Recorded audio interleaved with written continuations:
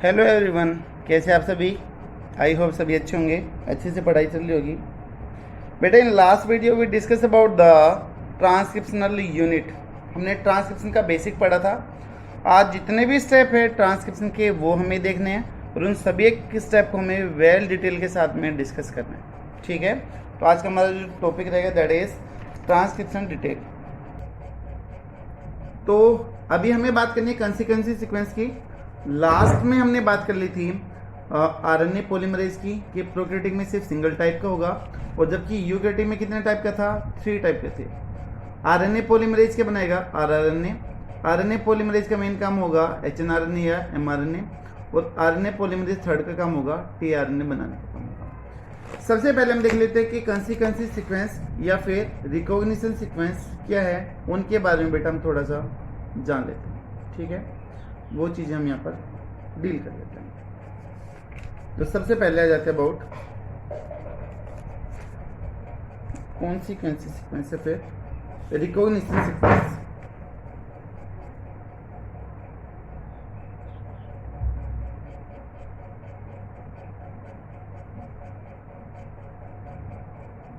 कॉन्सिक्वेंसी sequence या फिर recognition sequence. ठीक है, ये बेटा वो सीक्वेंस हैं जो आरएनए पॉलीमरेज के द्वारा रीड आउट करी जाती है, या फिर हम ये बोल दें कि जो आरएनए पॉलीमरेज है वो इन साइट पर आकर क्या करता है, बाइंड करता है। ठीक है, जो मेनली प्रमोटर रीजन के अंदर प्रेजेंट होती है। तो मैं लिखता हूं in case of prokaryotes recognition sequence, R sequence का मतलब रिकॉग्निशन सीक्वेंस आर प्रेजेंट इन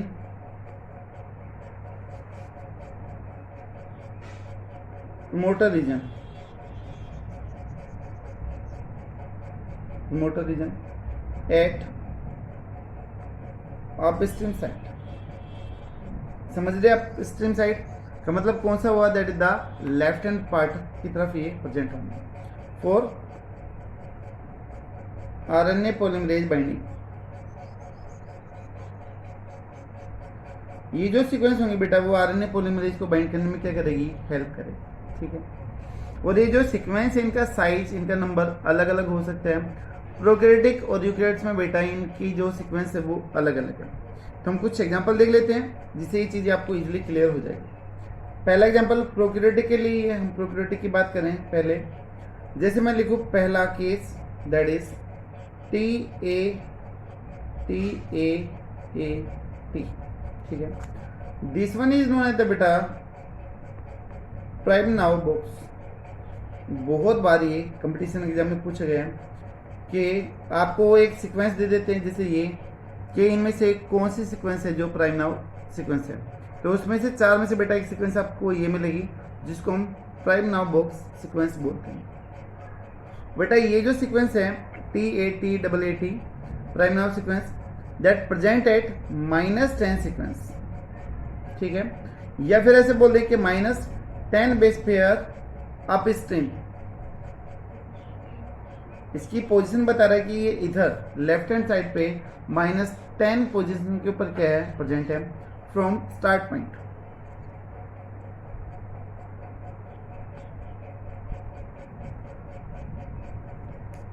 एक बार मैं आपको फिर से ये चीज क्लियर कर देता हूं कि क्या थी। ये था हमारा डीएनए का स्ट्रैंड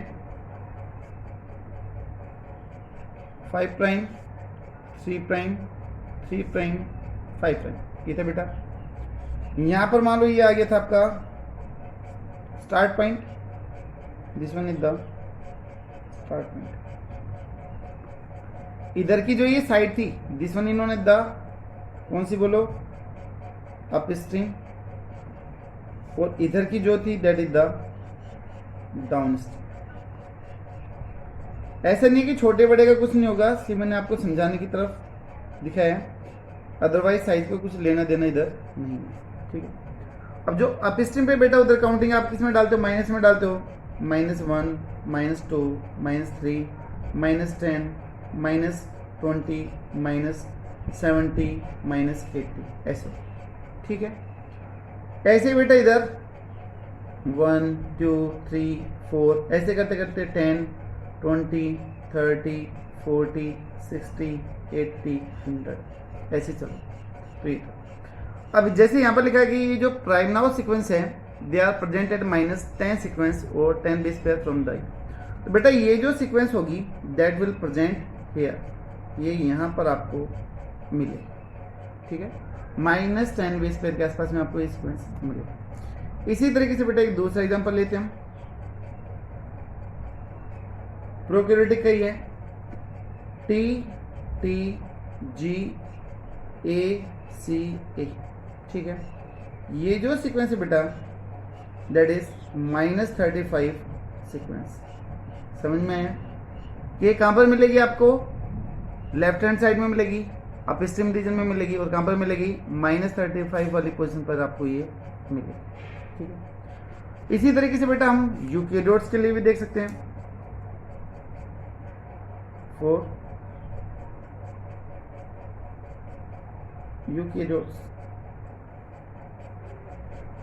यूकेरियोट्स के लिए भी कुछ सीक्वेंस हैं जो कंपटीशन एग्जाम के लिए काफ़ी ज़रूरी हैं, वो देख लेते हैं एक बार। तो बेटा जैसे सीक्वेंस है TA बॉक्स, बेटा इसको हम टाटा बॉक्स भी बोलते हैं, this one is known as the TATA box, ठीक है। और बेटा जितने भी कंपटीशन एग्जाम हैं उन सब के अकॉर्डिंग टाटा सीक्वेंस या टाटा बॉक्स सबसे ज़्यादा इंपॉर्टेंट है, ठीक है। पूछ लेंगे आपको कि this box also known as या this sequence also known as, आपको कोई भी 4 ऑप्शन दे देंगे, या फिर बोल देंगे कि जो होजनेक्स बॉक्स है उसके लिए कौन सी सीक्वेंस होगी, होजनेक्स बॉक्स कौन सी सीक्वेंस का बना होगा, that is the TATA box का ही दूसरा नाम, ठीक है। बेटा ये कितना लॉन्ग है, that is the 7 base pair long. आप बोलोगे सर इसमें तो 4 ही है, TA, तो बेटा कंप्लीट जो सीक्वेंस है वो ये आपकी, दैट इज TA 1 2 3 4 5 6 7, काउंटिंग डाल देता हूँ, ये तो ये हो गई आपकी 7। और दूसरा यहाँ पर एक ही है आपका TA बेटा ये भी आपकी टाटा बॉक्स ही कहलाएगी, 1 2 3 4 5 6 7, ठीक है 7। अब ये कहाँ पर प्रेजेंट होती है? लोकेटेड एट 20 बेस पेयर, है ना, from the start point.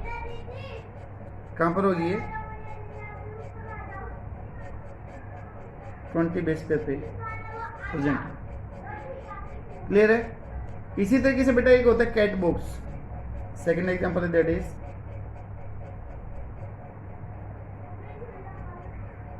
Cat box. जो कैट बॉक्स है बेटा it present between -70 to -80 base pair, present between -70 to -80 base. अब आपने एक चीज नोटिस करी होगी कि जो मोस्टली जो सीक्वेंसेस है they are present at the minus side, यानी कि अपस्ट्रीम की तरफ वो क्या है? प्रेजेंट है, ठीक है। बट ऐसा नहीं कि सिर्फ और सिर्फ अपस्ट्रीम पे होंगी, बेटा जो रिकॉग्निशन सीक्वेंस है दे में भी प्रेजेंट ऑन द अपस्ट्रीम और डाउनस्ट्रीम, कहीं पे भी ये हो सकती है। और ये जो सीक्वेंस है आप इसमें देखोगे तो A और T का रेशियो क्या बेटा ज़्यादा है। आप किसी में भी देखो 3 A है 1 T है, 3 हो गए। इधर देखो सारा का सारा A और T का बना हुआ है, इधर देखोगे तो सिर्फ आपके 2 ही आ रहे हैं G और C, बाकी के सारे आपके A और T। सेम मेजॉरिटीज इधर देखोगे आप सारे के सारे क्या आपकी A और T। तो यहाँ पर एक चीज़ क्लियर हो गई कि बेटा जो ये कंसिक्वेंसी सीक्वेंस हैं, जो ये रिकॉग्निशन सीक्वेंस हैं, दे आर 80 रिच है। यहाँ पर G और C का नंबर क्या होगा? कम होगा। उसका भी एक रीजन है, क्या रीजन है वो देखते हैं। तो यहाँ पर these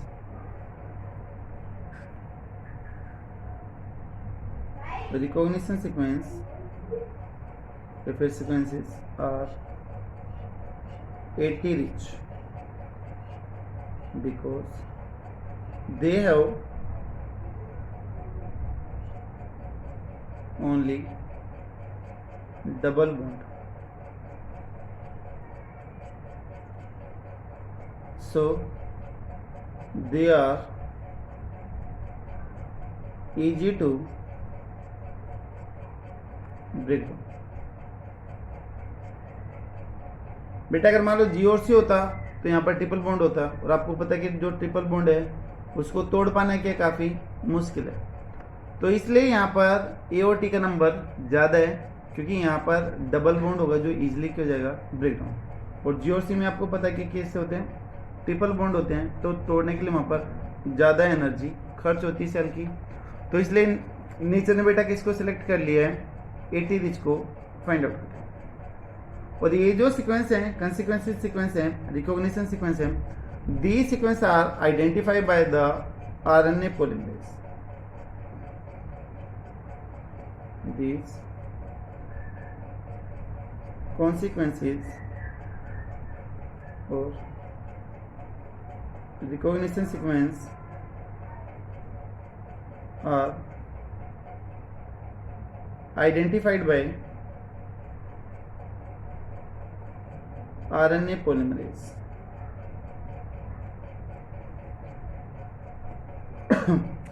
where from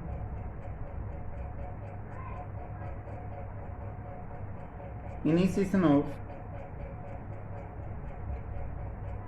transcription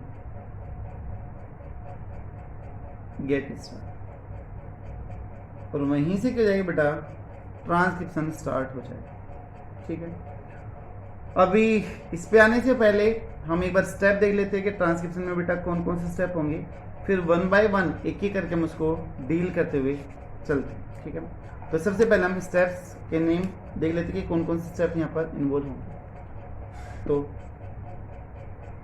steps for transcription, बेटा मैंने आपको लास्ट क्लास और लास्ट वीडियो में बोला था कि जिन स्टूडेंट्स को रेप्लिकेशन अच्छे से क्लियर है, तो ये मान लीजिए कि उसका 70 to 80% ट्रांसक्रिप्शन भी क्लियर है।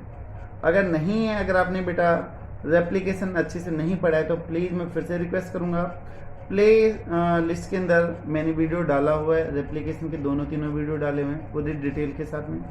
पहले जाके आप प्लीज़ उन वीडियो को देखिएगा, उनके बाद फिर आप ट्रांसक्रिप्शन पे आइए, तो आपको ईजिली अच्छे से कवर हो जाएगा। ठीक है, नहीं है तो कोई बात नहीं।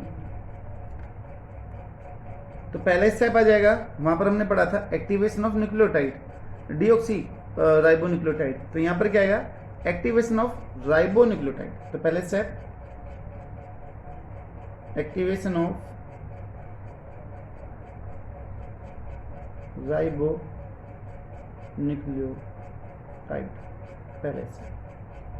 बेटा दूसरा स्टेप कौन सा आ जाएगा, जो डीएनए टेम्पलेट है उनकी ओपनिंग की बात करें तो opening of DNA strands.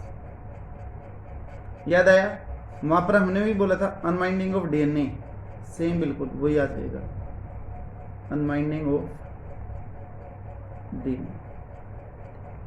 DNA strand की अनवाइंडिंग। बेटा तीसरा स्टेप आ जाएगा, वहां पर जरूरत है किसकी, आरएनए पॉलीमरेज की, सॉरी आरएनए प्राइमर की, लेकिन क्या यहाँ पर आरएनए प्राइमर की नीड होगी, नहीं, क्योंकि यहाँ पर आरएनए पॉलीमरेज और वहां पर क्या था, डीएनए पॉलीमरेज। तो बेटा जो नेक्स्ट वन आ जाएगा that is the base pairing की हम बात कर देंगे, base pairing and chain elongation. कहीं कहीं पे ये अलग स्टेप बना रखे, लेकिन मैं एक में कर देता हूँ क्योंकि बात एक ही है। तब बेस पेयर होंगे तो सीधी सी बात है कि जो आरएनए की चेन है वो क्या होती जाएगी, अपने आप एलोंगेनेट होती जाएगी, अपने आप लंबी होती जाएगी। ठीक है, उसके बाद में बेटा फोर्थ पॉइंट है सेपरेशन ऑफ आरएनए चेन, जो आरएनए बना उसका सेपरेट आउट होना, उसका अलग होना, that is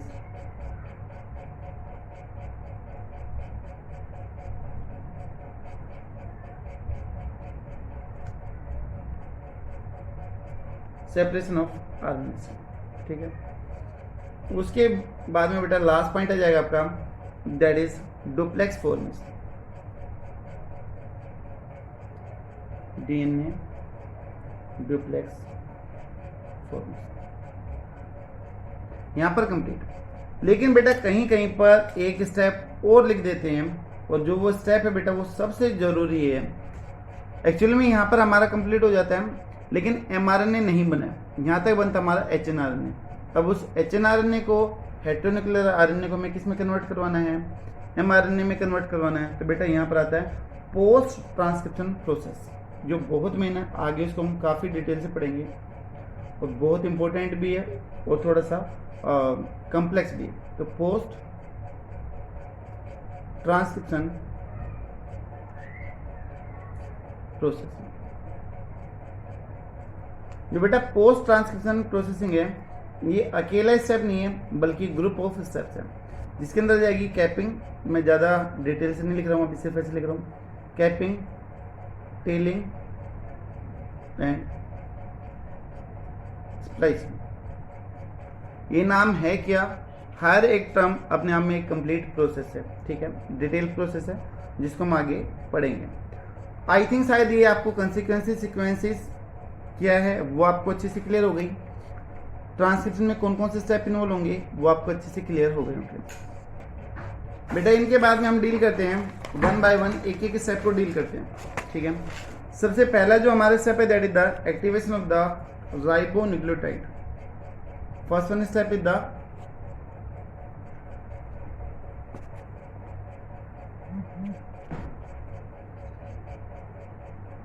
activation of ribonucleotide. Application में क्या हो रहा था, डीऑक्सी राइबोन्यूक्लियोटाइड को हम कर रहे थे, और यहाँ पर हम किसको कर रहे हैं, राइबो को, आरएनए के न्यूक्लियोटाइड को हम एक्टिवेट करने लगे हैं। तो एक्टिवेशन आपको पता ही है कि उसको चार्ज कर देना, वहाँ पर जो एनर्जी लेवल है उसको बढ़ा देना। एक फॉस्फेट था उसको किस में कन्वर्ट कर दे, वहाँ पर ट्राई 3 फॉस्फेट के अंदर कन्वर्ट कर दें। जैसे मैं बोल दूं कि AMP एडेनोसाइन मोनोफॉस्फेट किस में कन्वर्ट होगा बेटा, यहां पर बोलो, ATP में होगा। GMP किस में कन्वर्ट होगा, GTP में। CMP किस में कन्वर्ट होगा, CTP में। और TMP किस में कन्वर्ट होगा,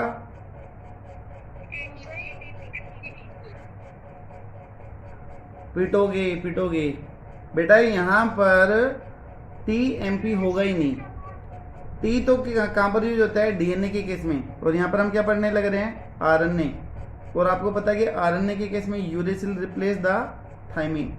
तो यहां पर बेटा जो UMP है that will convert into the U2, ठीक है। तो इस चीज का ध्यान रखना है, यहाँ पर T नहीं होगा, कभी गलती से भी मत बोल देना। तो ये जो कन्वर्ट हो रहे हैं, तो दिस वन इन्होंने द एक्टिवेशन ऑफ राइबोन्यूक्लियोटाइड। तो फॉस्फेट यहाँ पर बेटा ऐड होने लग रहा है, तो यहाँ पर हम बोल दें कि फॉस्फोराइलेशन हो रहा है। और जो फॉस्फोराइलेशन हो रहा है वो किसकी वजह से होता है मैंने आपको 2 एंजाइम बताए थे, एक तो फॉस्फोराइलेस और दूसरा कौन सा था, फॉस्फेटेज, हटेज, जो हटाए। तो यहाँ पर कौन सा आ जाएगा, दैट इज द फॉस्फोराइलेस, है ना, फॉस्फोराइलेस। तो ये जो एक्टिवेशन हो रहा है बेटा वो किसकी वजह से हो रहा है, due to the phosphorylation of the nucleotide. Activation is the phosphorylation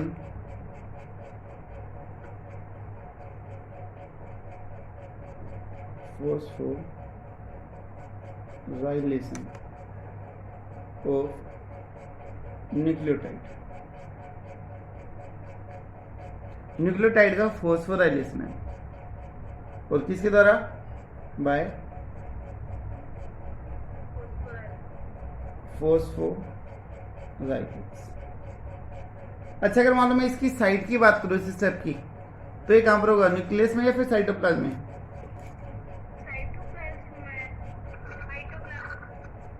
cytoplasm में।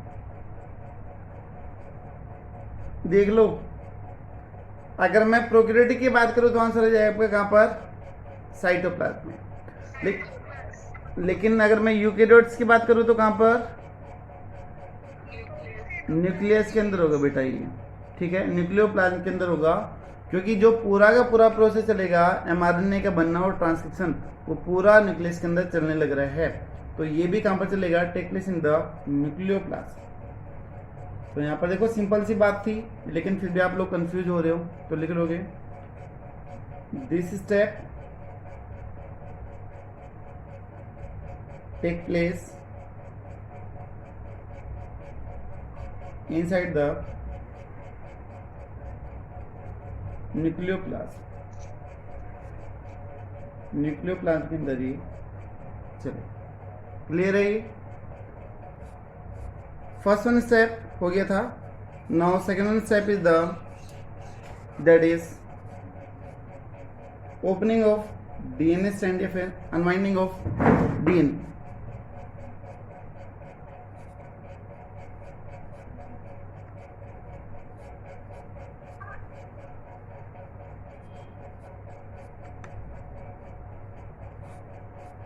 देखिए बेटा, जैसे आपने अनवाइंडिंग वहां पे पढ़ी थी, बिल्कुल वैसे की वैसी अनवाइंडिंग यहाँ पर भी होगी।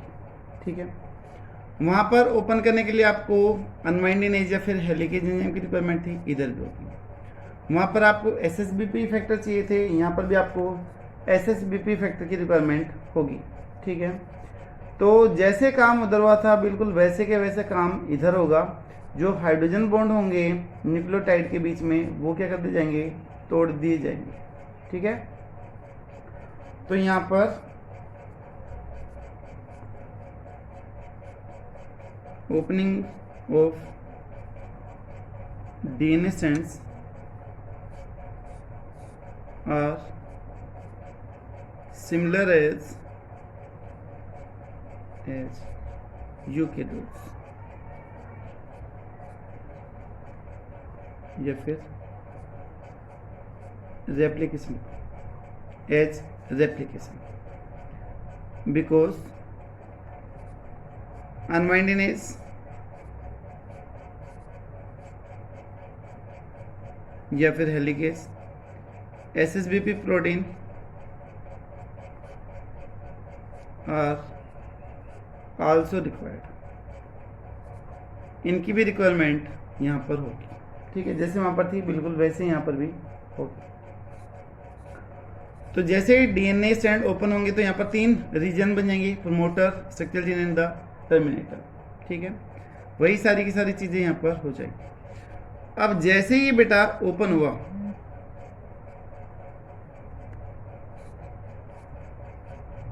डीएनए स्ट्रैंड ओपन हो गया, पोलैरिटी मैं लिख दूं यहाँ पर 5 प्राइम 3 प्राइम 3 प्राइम 5 प्राइम। तो बेटा जहां पर एक कंसिक्वेंसी सीक्वेंस प्रेजेंट होगी, स्टार्ट पॉइंट है ये। तो अब जहां पर भी कंसिक्वेंसी सीक्वेंस थी, पहचानने वाली सीक्वेंस थी, जैसे मान लो मैं लिख दूं टाटा बॉक्स। ठीक है, ये तो ये पहचानने का कौन, आरएनए पॉलीमरेज। आरएनए पॉलीमरेज यहां पर आके bind, this one is the RNA polymerase. ठीक है बेटा, आरएनए पॉलीमरेज के साथ में एक फैक्टर और आके बाइंड होता है, that is the sigma factor. ठीक है, ये पूरा का पूरा आपका कम्प्लेक्स ही है, यहाँ से क्वेश्चन काफ़ी ज़्यादा निकलते हैं, वो भी देखेंगे। लेकिन जैसे ही ये सिग्मा फैक्टर यहाँ पर बाइंड होगा, तो ये बेटा जो आरएनए पॉलीमरेज है ये स्ट्रेच हो जाता है, पूरा का पूरा खिंच जाता है, और ये स्टार्ट पॉइंट को भी क्या करता है, कवर कर लेता है। ठीक है, तो जो सिग्मा फैक्टर है वो प्रोसेस को इनिशिएट करने में और उसको रिकॉग्नाइज करने में क्या करता है, हेल्प करता है। तो इसकी जो इंपॉर्टेंस है बहुत बार कंपटीशन एग्जाम में पूछ रही है। Sigma factor help in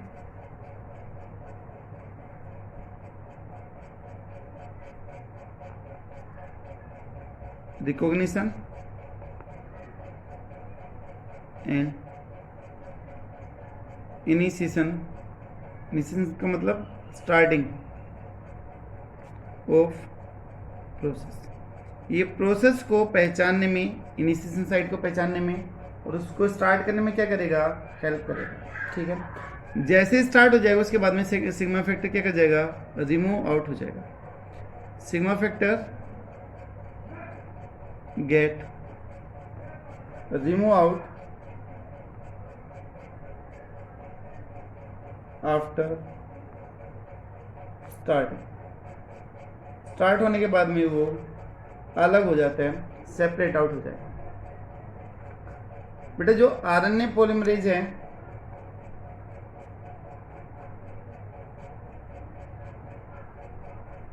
RNA polymerase prokaryotic में कितना होता है, एक, और यूकैरियोटिक में कितने होते हैं, बताया था आपको कि 3 टाइप होते हैं। ठीक है, वो पहले मैं आपको बता चुका हूं। यहां पर जो आरएनए पॉलीमरेज है दैट हैव 5 सब टाइप्स, उसकी जो आरएनए पॉलीमरेज है वो 5 पॉलीपेप्टाइड चेन से मिलके बना हुआ है। तो RNA polymerase consist of 5 polypeptide. 5 कौन कौन सी है देखिएगा,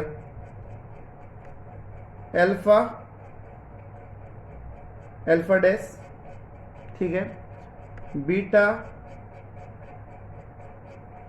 beta dash and the sigma, ये टोटल 5 है। बेटा जो ये यूनिट हैं इनके इवन फंक्शन भी कैसे हैं, अलग अलग हैं।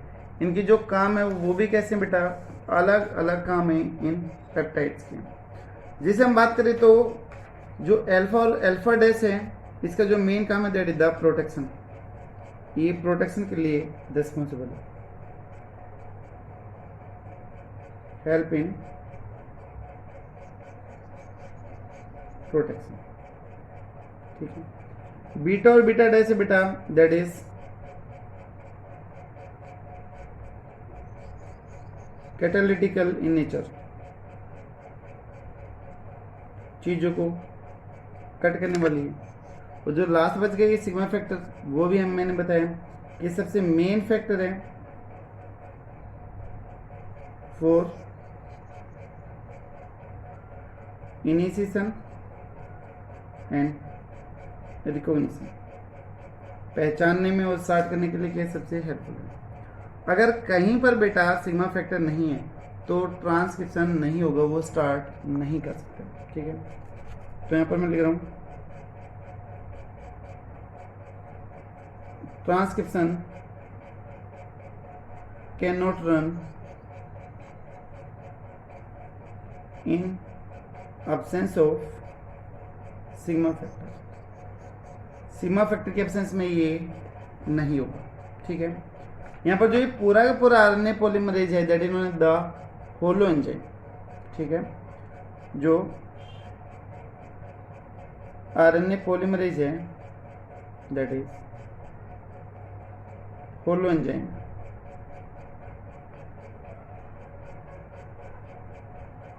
अब एक आता है कोर एंजाइम, जो काफी बार पूछा गया है कंपटीशन एग्जाम के, कोर एंजाइम क्या है वो चीज देखिएगा। अगर आपसे कोई पूछ ले कि कोर एंजाइम क्या है इन केस ऑफ द ट्रांसक्रिप्शन, तो आप ऐसे समझा सकते हो, holo enzyme minus sigma factor. पूरे उस आरएनए पॉलीमरेज में से बेटा आप सिग्मा फैक्टर को निकाल दो, अब जो बच गया वो क्या बच गया, आपका कोर एंजाइम बच गया। ठीक है, इनमें आरएनए पॉलीमरेज का बेटा जो मॉलिक्यूलर वेट है that is molecular weight of RNA polymerase is 4,50,000। ठीक है, ये इसका मॉलिक्यूलर वेट हो गया। कोर एंजाइम मैंने आपको बता दिया है, होलो एंजाइम, सिग्मा फैक्टर, वो हर एक चीज़ हम यहाँ पर डील कर चुके हैं। ठीक है, और जो आरएनए पॉलीमरेज है वो कंसिक्वेंस सीक्वेंस को रिकॉग्नाइज करके ही काम करेगा, उसके बिना काम नहीं करेगा। अगर सिग्मा फैक्टर नहीं है तो ना तो रिकॉग्निशन होगी और ना ही क्या होगा उसका स्टार्टिंग होगा, ठीक है। तो आज की वीडियो में सिर्फ इतना ही, activation of ribonucleotide and the unwinding of the DNA. In next video, we will discuss about the remaining step like base pairing and chain elongation, separation of RNA and the DNA duplex formation. I hope चीज़ें आपको clear होगी और video आपको अच्छा लग रहा होगा, तो प्लीज़ आपके कमेंट ज़रूर लिखिएगा कि आपको वीडियो कैसे लगा। Thank you so much.